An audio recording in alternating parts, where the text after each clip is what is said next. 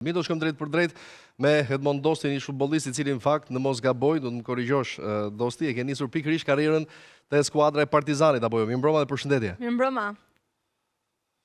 Mirëmbrëma, faleminderit Lodi për ftesën dhe një përshëndetje speciale për të ftuarit të emisionit. Faleminderit. Është e vërtet, unë kam filluar futbollin që 7 vjeç te klubi i Partizanit. Fatin e kam pas që edhe shtëpinë e kam pas shumë afër ngjitur me klubin dhe kështu domethënë karriera ime ka filluar që i vogël te klubi i Partizanit. Dhe besoj që backgroundi pasi refero ditëlindjes Partizanit apo jo? Apo keni ndonjë kështu që mund t'ja urojmë? Happy birthday. Faleminderit edhe herë. Unë me që më jep rasti dua që edhe pse presidenti e ka mëruar privatësisht, unë isha i ftuar, po dua t'i uroj gëzuar 30 vjetorin edhe dua që vitet e tjera Partizani të kthehet në atë pozicion ku e meriton edhe të shoh sa më shumë me trofe edhe të jetë atje ku duhet jetë. Që për fat keq nuk është aty ku duhet, aktualisht po themi, pra Tirana, Partizani dhe skuadrat e tjera që kanë peshën e titujve më së pari, por edhe të atyre se çfarë kanë prodhuar në historinë e futbollit, sot duke sikur kanë një lloj çedimi, le të themi kështu, nëse pranohet nga të gjithë.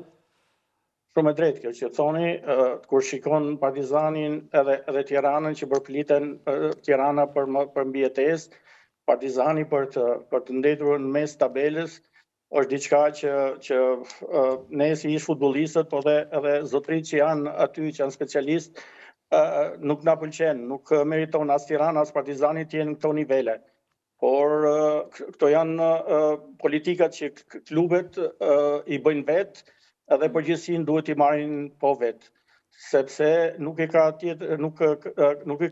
problemin as Partizani as Tirana tek Pordaçis, po e kanë brenda në shtëpinë vet, me punën e Markatos, që për mendimin tim Partizani ka bërë shumë gabime, sidomos këtë vit, në fillim të Markatos.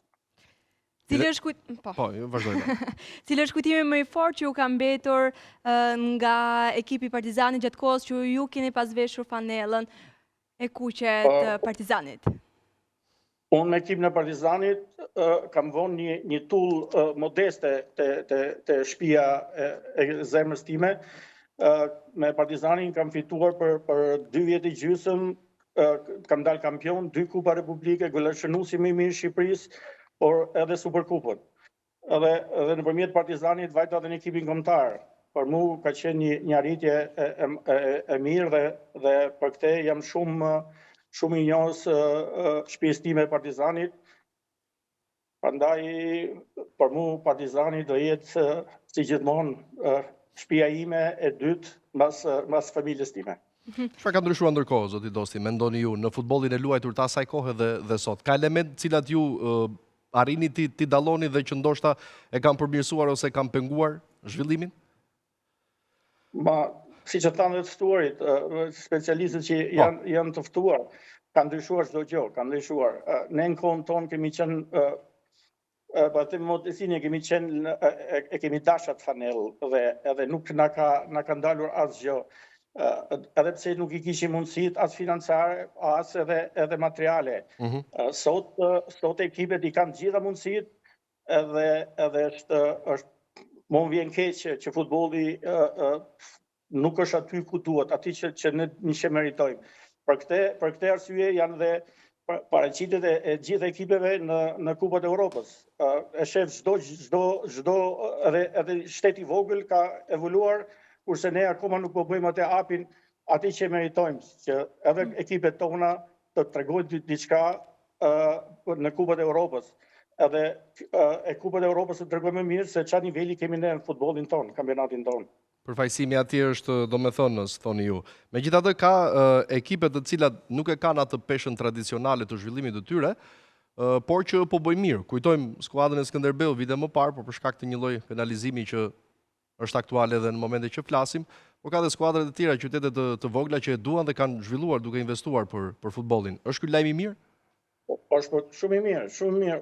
Unë i përgëzoj dhe Egnatin që ka disa vjet që po jep tonin futbollit, po përshikoj që edhe Vllaznia po kthehet aty ku duhet të jetë Vllaznia, por po më shumë po më bën Elbasani, që ka bërë një ekip modest, po që po të tregon vlerat e Elbasani dikurshëm. Dhe Elbasani ka traditë në futboll. Në mos gaboj ka dalë 2 herë kampioni i Shqipërisë. Dhe këto presidentet e ri që i kanë marrë ekipet, po si duket ka një politikë më të qartë për të synuar aty ku duan, unë po shikoj që këto janë 3 ekipet me bashkë me Dinamon, këto do të jenë ekipet që do kenë mundësinë që të fitojnë te kampionati i vështirë që nga Vllaznia deri tek Dinamo.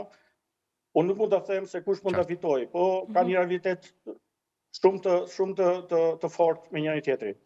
Çfarë mesazhe do i jepi lojtarëve të rinj që luajnë aktualisht në ekipin e Partizanit? Të ulin kokën dhe vetëm stërvitje. Vetëm stërvitje dhe asgjë tjetër nuk të ndal. Nëse do bësh dikushit, duhet vetëm stërvitesh dhe dëgjosh gjithë këshillat e trajnerëve. Edhe më pak të largohen nga prindrit, se edhe prindrit bëhen më shumë i penalizojnë lojtarët duke u përzier shumë në jetën e tyre sportive. Stërvitje dhe pastaj çdo gjë arrihet. Një mesazh shumë i bukur në fakt. E qartë. Mirë, dosti, faleminderit shumë që për Shumë ndërhyrjen. faleminderit. Dhe natën e mirë. Do kemi patjetër lidhje dhe komunikimet të tjera. Natën e mirë. Respekt, rujt Zoti gjithë. Faleminderit.